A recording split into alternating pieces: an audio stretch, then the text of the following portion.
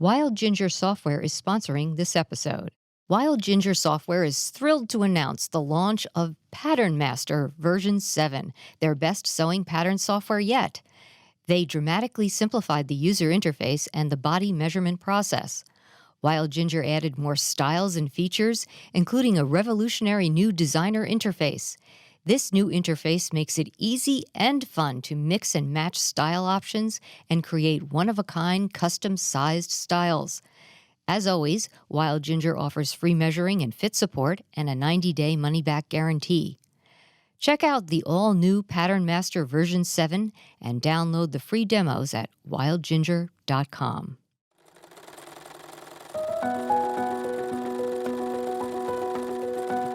Hi, welcome to Sewing with Threads, the monthly podcast by the staff of Threads magazine. I'm the editor, Sarah McFarland, and I'm joined by... Hi, I'm Carol Frazier, the senior technical editor. Hi, I'm Janine Clegg, managing editor production. And our special guest today is Nancy Nix-Rice. Hi, good to be here. Well, thank you for joining us, Nancy. Nancy is the author of Looking Good Every Day. She teaches classes to help women make optimal choices in fabrics. And she recently worked with Carol on the article Find Your Prince in issue 205. That's our October-November issue. You can find out more about her work on her website, nancynixrice.com. And Nancy, we have 5 questions we ask our guests, and Carol's going to ask you today. Okay, these are easy ones, I'm sure.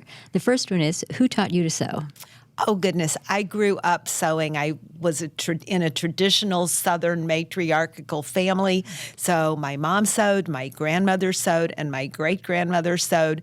And I started out sewing outfits for my miniature Madame Alexander dolls. That's before there even were Barbie dolls to sew for.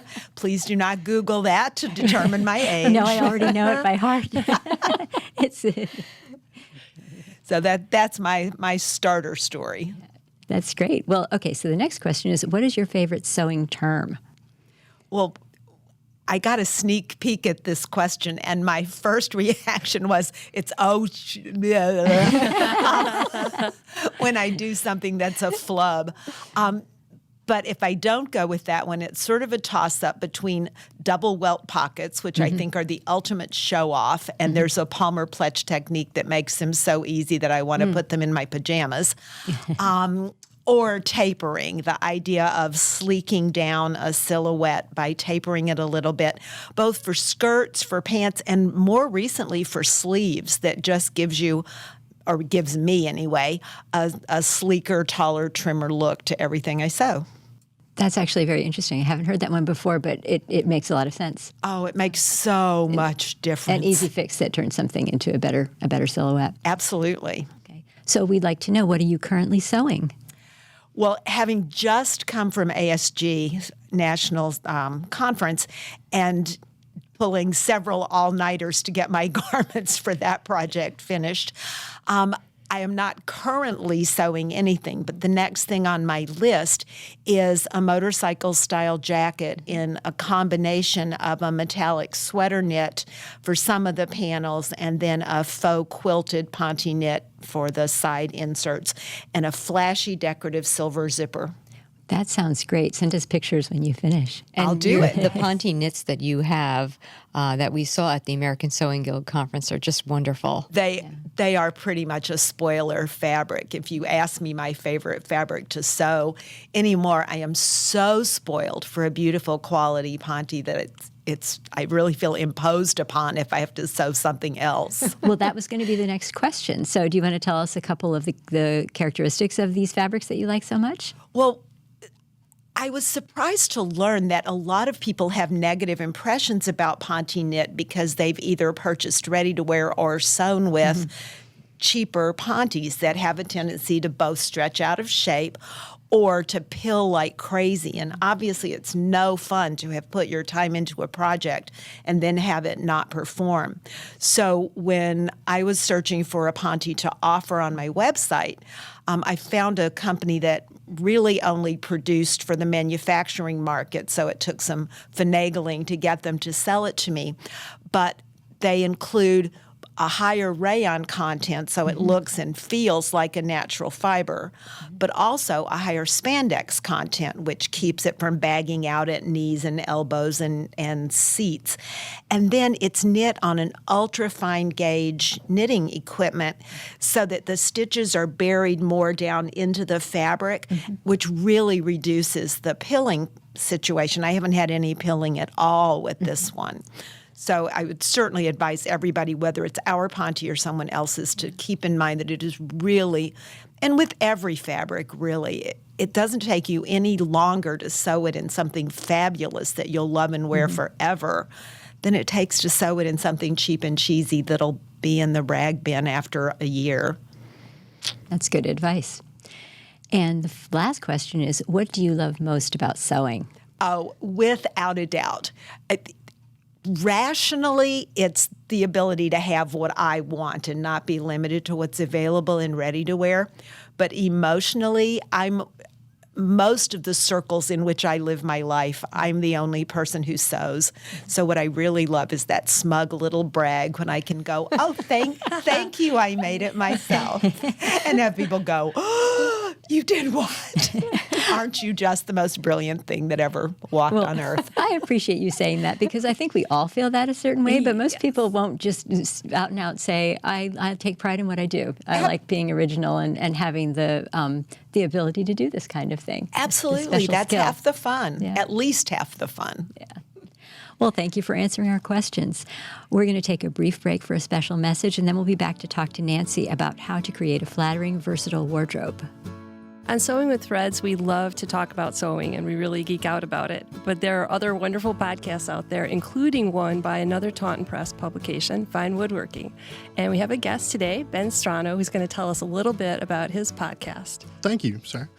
And what's the name of your podcast? It's Shop Talk Live. It can be found on any, podcasting medium, and we're on YouTube as well. We're woodworking geekery at its finest. Here at Taunton, we like to go in depth into the arts and skills and talents that we all share and love. And we wave that woodworking flag high and proud. It is an hour long every other week of three of us talking about woodworking, struggles that we're having at the time, different techniques that we use, favorite tools. We answer a lot of reader questions. We have a lot of guest hosts as well. So we get people in from the outside, people who are running woodworking schools, people who are unbelievably talented woodworkers.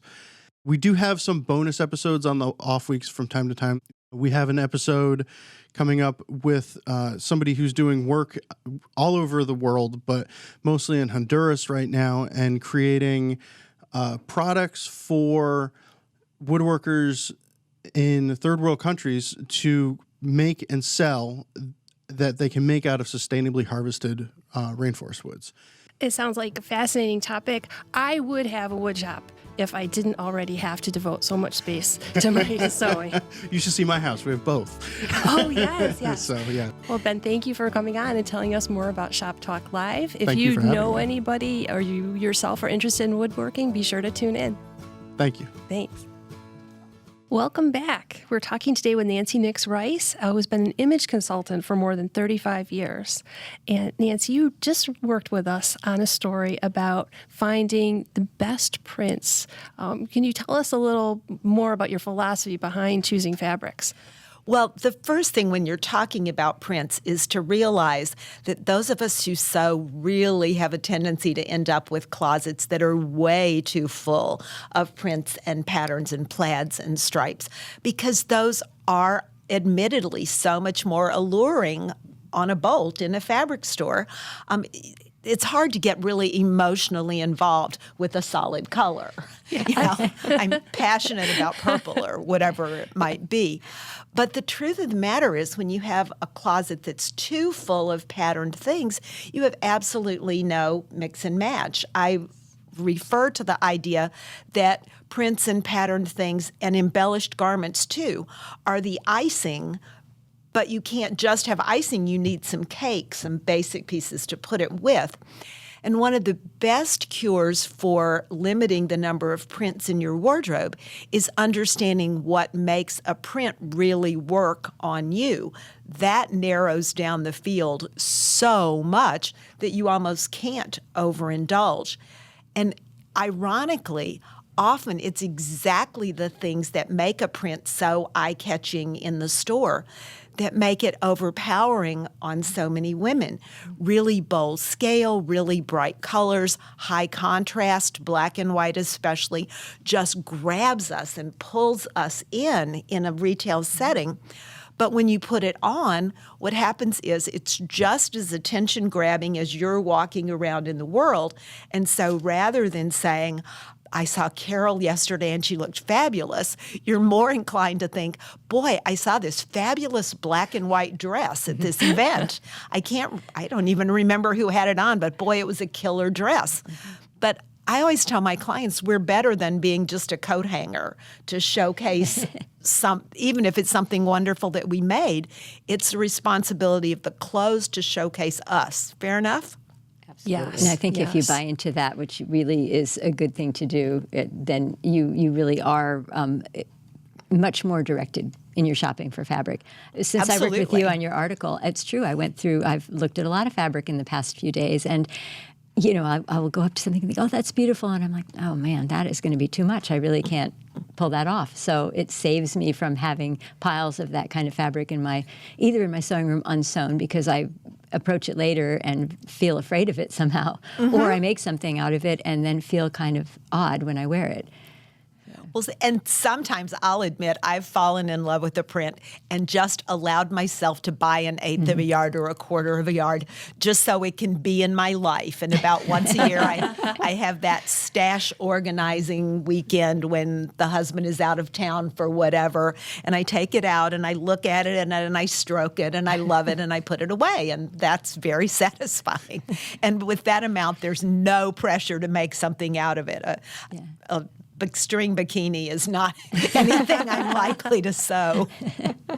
I actually think that's great advice. It's because you can look at it each time and think, and remind yourself of why you loved it so much, and not have to, and have it in your life, as you say, but not have to feel obligated to include it for Thanksgiving dinner or something. Yeah. Nancy, I find myself with black tops and black pants that I don't wear together, but I wear them with my prints and embellished things, and I'm just so tired of doing that. If I were to start developing a capsule wardrobe today, how would you guide me in choosing sort of a core solid color maybe to start with? Well, I'm so glad that you're tired of black. We have been over-blacked up to our heads and beyond. And the reason for that is that convincing everyone that there's one thing and one thing only that we should all wear allows retail to manage their inventory really readily. Does that make sense? If we should all only have black pants, then the store doesn't need to carry an assortment of colors. So they're very invested in selling us on the idea that one color is the versatile color, the slenderizing color, the sophisticated color. Each of us has our own best neutral that can function just like black in your wardrobe, but be a lot more flattering. And for you, with your beautiful dark brown, chestnut-colored hair, dark chocolate brown is really the killer place for you to start. And to make that functional in your wardrobe, it really helps if you start building a capsule with what I call a core four. And a core four means 2 bottoms and 2 tops in the very same color, or as close as you can get. So the typical way to approach that is with a pant and a skirt in whatever styles you like, some sort of underlayer bodice piece, and some sort of overlayer bodice piece. And that, again, could be any style to fit any lifestyle. But those 4 basic pieces allow you to build 2 different monochromatic outfits, which then are going to bore you senseless unless you do a great job of accessorizing them. But way more important, allow you to build 4 different what we call color columns, which means a top and bottom that match, to which you then add an accent piece, and accessories to pull it together.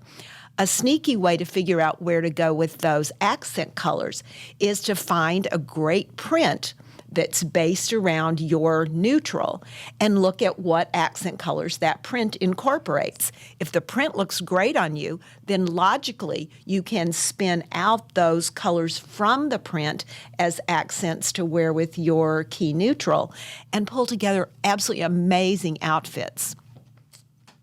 So you don't have to get that little black dress that everyone keeps telling us we have to have, right? Well, I keep telling people to start thinking of that LBD, which we refer to as little black dress, as little basic dress, because the basic of it is invaluable in your wardrobe. It just doesn't have to be black. It can be something that showcases you. And for lots and lots of people, that basic neutral is tied back in some way to their hair color. Yes. Makes sense? It does, absolutely. In fact, there's an umbrella concept that I use for every bit of helping someone identify what looks good on them, and it's what I call points of connection. And points of connection just means that the more characteristics that exist in common between the person and the thing that they're wearing, the more fabulous the garment will look and the more fabulous the person will look. And if you think about it, it's the very basic design principle of repetition. Something looks more right the more frequently it's repeated in whatever the context. And hair color is just one of those elements that you can choose to repeat. Well, we know that a lot of us change our hair color over time. And as we age, maybe our skin tone also changes a little bit. Does that mean we have to start over every time we notice that there's a change? Well, it depends on how dramatic that change is. Most of us, if we just allow nature to take her course, then those changes are really gradual, and you just adapt ever so slightly as you move through time until you hit kind of a pivot point where it's like, okay, this needs to shift. On the other hand, sometimes I'll work with a client who has been coloring her hair back to her natural younger color for decades and one day says, okay, I've had it, enough with the chemicals, enough with the upkeep, enough with touching up my roots, I'm done, and then makes an abrupt change. And yeah, that can be pretty dramatic. But fortunately, we only typically would experience that once or twice over a lifetime. And face it, nobody's wardrobe lasts their entire lifetime. No. That's true. Maybe that's the reward for deciding to grow gray, because that's not something that people are very comfortable with these days. I think most women sort of debate doing that. I know that it's getting to be more common for women to just say, I'm embracing the gray. But maybe that's the thing to do. I'm going to go gray. I'm going to let it happen, and I'm going to get all new clothes to go with it. And Well, and it's funny that you would say that. I ran into a client at the American Sewing Guild event whose colors I had done, oh gosh, at least a decade ago. And she had this gorgeous warm coloring. The woman is a magnificent seamstress and had executed an exquisite wardrobe of basics and prints and embellished pieces, all in that beautiful warm color palette. And then she started noticing that her hair had changed chemically in some way and would no longer hold the color that she had been maintaining. And all of a sudden, it was this sparkly silver. Well, that did really change everything. And that was exactly her attitude. Like, oh my gosh, I get to start all over again in a whole new direction. And it is kind of fun. I know I find personally that when I'm working with clients, it's much more fun for me to work with somebody whose color pattern is way different from my own than it is to sort of do my same thing all over again. So yeah, it's so many things are all how you look at it. It's also how you talk about it. I've stopped saying as our hair goes gray. Right. Because people just have negative connotations and start to talk about it in terms of a decrease in pigment. Is that that's a, or sort of, that's a smart the way. silver, because it's Silver usually very sounds better silver for and sure, pretty. too. Yeah. Well, interestingly, not everybody's hair goes silver.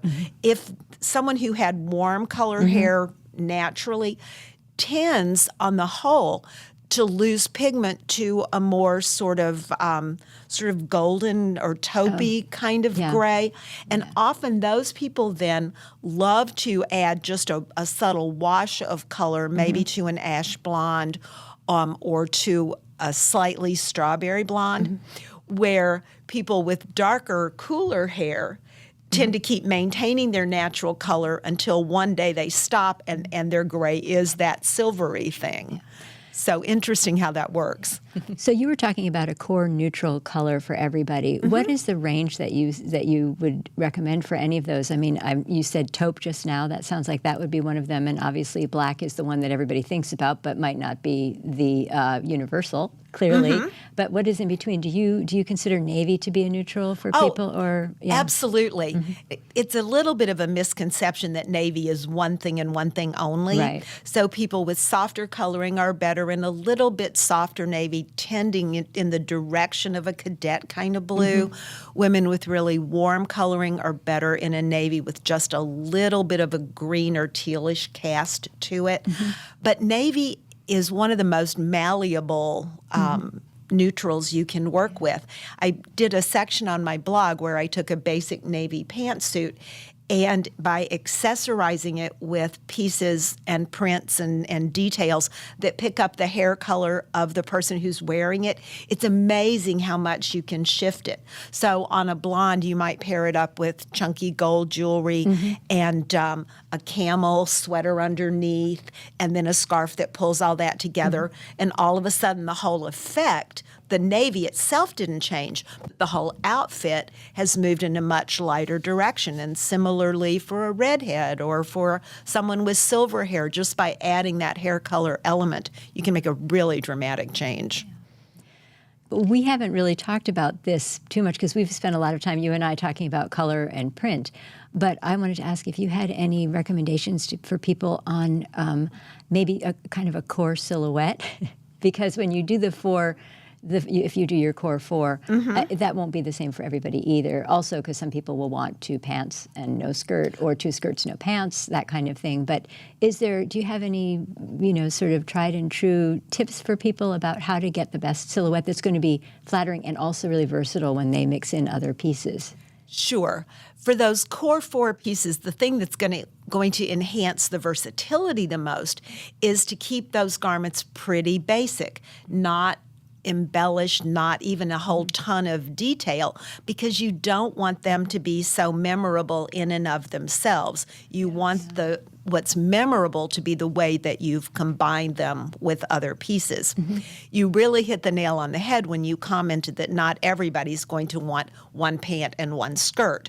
A lot of people appreciate that versatility, but other people just never wear pants or just don't like their knees, and so they wouldn't be caught dead in a skirt. And that's fine. The point is to have 2 distinctly different bottoms.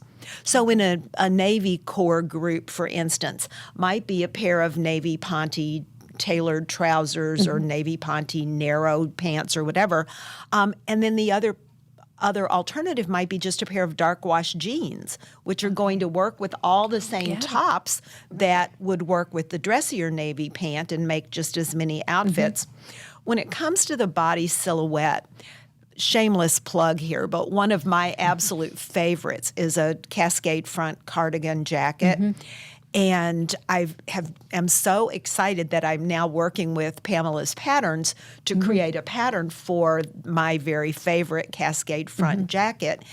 And it's adaptable in 2 different ways. The first is that it's dart fitted. So for somebody who's an hourglass or a triangle figure and needs that waistline definition, it's built right in. But if you're a straighter rectangle or inverted triangle, you just don't stitch the darts. What an easy adaptation is that. And then it's adapted to be able to be sewn as a single layer, sort of casual cardigan feel with the cascade single layer and edge finished, or with a full front facing, which then makes it a blazer, which is obviously a look that's really trending, but a blazer with a little more oomph to it, a little more femininity, and not looking like you escaped from John Malloy's Dress for Success book. I think that's the one that I tried on, actually. Is that the navy one you had? That was what I tried on. Yes. Yeah, actually, Isn't it was that really thing a very dream? nice. Yeah.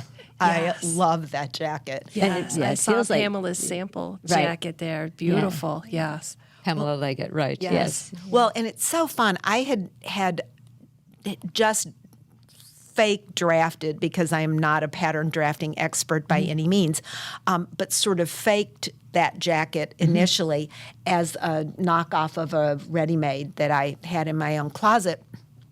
And I've used it as a sample at sewing shows several different times, and had people just like stopping me in the aisles and going, "Oh my gosh, what pattern is that? I have to make that jacket." So I'm really excited that now I have a legitimate answer that they actually can make it. And one of the fun things about that jacket and about doing a Core 4 group with Pamela's patterns is how fast it goes together. When you think of sewing 4 coordinating pieces, that can feel a little onerous and like, oh my gosh, when am I going to have time to fit that in? So right before the ASG conference, I challenged myself to do that navy grouping that you saw at the conference with the new jacket pattern, a basic little shell, a pull-on pencil skirt, and a finished waistband pull-on pant, and I finished all 4 pieces in 8 hours. That's how fast they are to sew. I do like that when you get a number of pieces that are in the same colorway and you can just do assembly line. Yeah. Absolutely. It comes together fast. It really comes together fast, and then it's so versatile. And one of the things I love about the Ponte is that while it's firm enough to do a terrific pair of pants, it's also soft and supple enough to do a little shell or to do that cascade collar. So you're not trying to track down an assortment of different fabrics that identically match in your neutral, because you know how hard navies are to match, and the same thing with browns, chocolates and caramels, and even camels. Yes, that's true. Nancy, as you're teaching, as you're out in the world every day, what is probably the advice that comes to mind that you feel the need to give out the most often? Is it about sizing or color or silhouette? It's color, it is color, it is color. There's nothing that makes or breaks a look more than how the color works on the person. If that's not right, everything else can be perfect, and it's still not working to showcase that person. And I think that happens a lot because of head trash, to be perfectly candid. I find over and over that women are finely attuned to whatever they believe their problems or challenges are about coloring, about figure, about whatever it might be, and don't realize that if you stop with the problems already. I heard the greatest phrase the other day that said, could we stop falling in love with the problems and fall in love with the solutions instead? When people understand what's beautiful about them, understand in the first place that they are beautiful, that there is not one thing that's a beautiful woman. We're all beautiful, just in different ways. And then look at what can they choose to showcase that, then it's wonderful. But most people don't even realize that they deserve to be showcased, and so they want the attention to go to the clothes. And it can be so misleading, because when you have that mismatch, when all the attention goes to the garment, which in my book is not a win, people comment.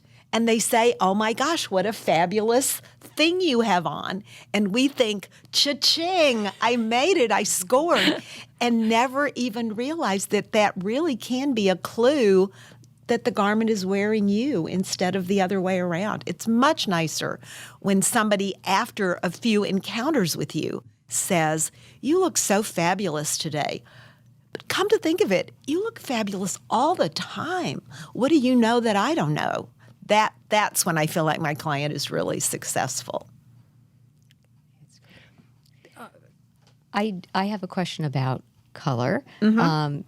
Some seasons, there's a particular color that is trending, and that might not be your color. In fact, maybe none of the palette for that season is your color. What do you tell someone? Do you skip that season? Don't look at those colors this season.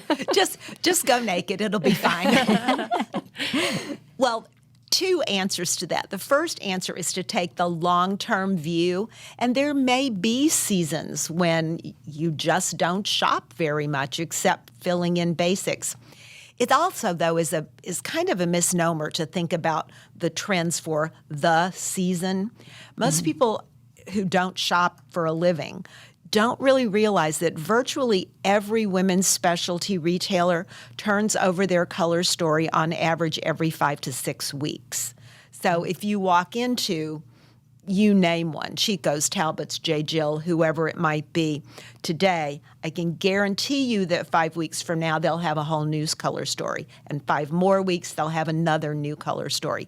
So there's not the kind of seasonal drought that we sometimes imagine, but it is perfectly acceptable to just skip right over what's, in fact, it's not just acceptable. If I had my way, it would be a mandate to skip right over something that's being featured in a particular season. If it doesn't work for you, why should retail demand what you're going to wear? But of course, another aside is that that's one of the huge advantages of sewing, is that we're not locked into just what retail is offering.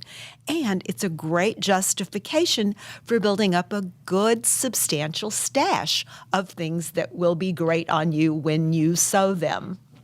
Thank you. We needed more enabling. We don't have enough among us. We don't have enough fabric. Well, I'll tell you, once upon a time when I was relatively younger, which encompasses a vast number of ages, I realize, but and pretty much right out of college and didn't have a lot of disposable income, I did sew up my entire fabric stash. I had not an inch of backup fabric. It was horrible. I do not aspire ever to do that again, because what if I needed something, or what if I woke up in the middle of the night and couldn't sleep and wanted to sew and there was no fabric? So certainly That's a nightmare. it really is. And certainly there are intelligent limits. And I know many people have more fabric than they could sew in a lifetime if they left their job and did nothing but. But that's just not all bad.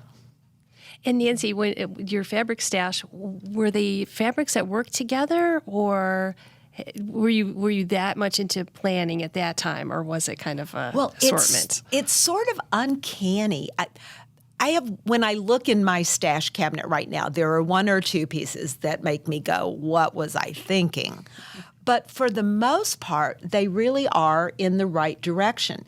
And I appreciated that more just recently. The dress I'm wearing today is sort of a mallard green in the Ponte knit. It's one that I sewed for the Sew a Dress to Match Your Shoes contest that's going on right now on Pattern Review, which, boy, if you want a deadline to make you get things done, that is a great deadline. And this matches, I wish I had thought to bring them and I didn't, but a gorgeous pair of stiletto lace-up shoes in exactly this color of green suede. And I laughed in my review of the pattern that my standard rule is that I don't make something if I can't wear it 3 different ways in my wardrobe. Well, this is a dress. There are no other ways to wear this dress. But then I thought, but what about the shoes? Can I find 3 different ways to wear those shoes?